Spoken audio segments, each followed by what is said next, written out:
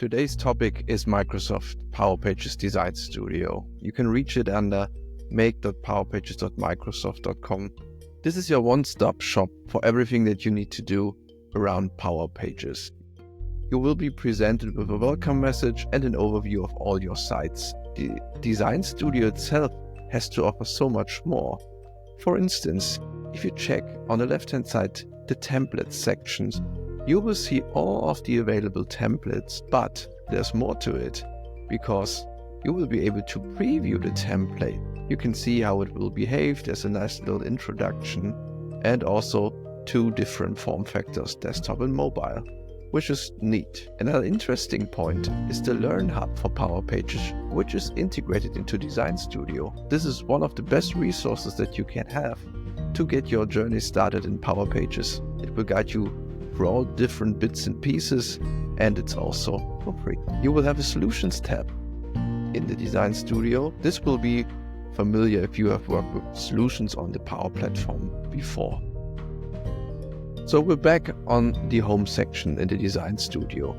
From here, of course, you can start to edit your page right from the selection.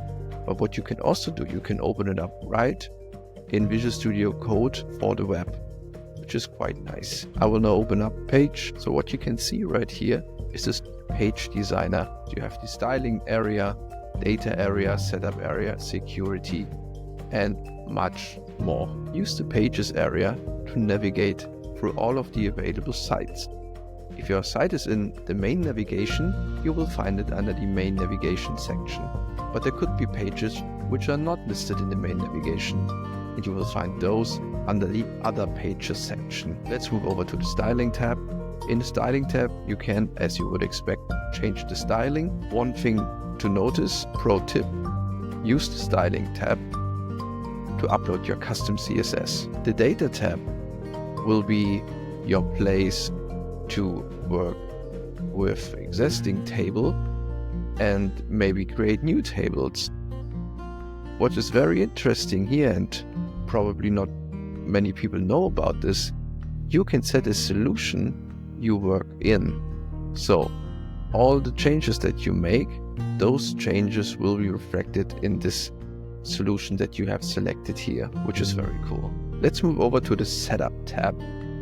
Setup tab is quite important because it really helps you to administer your page. You can not only see all the site details, but you can also have access to a go live checklist, check your site performance, and look at all your integrated cloud flows. Last but not least, we have the Security tab. You can safeguard security in your Power Pages solution, like creating and managing web roles and its relevant artifacts, like page permissions, table permissions, and so on. But some changes may require you to visit the Power Pages Management app, which you can easily do from the three dots. This will now open up the Power Pages Management model-driven app. And in the Power Pages Management app, you will have all the different configuration artifacts that your Power Pages solution needs to work as expected.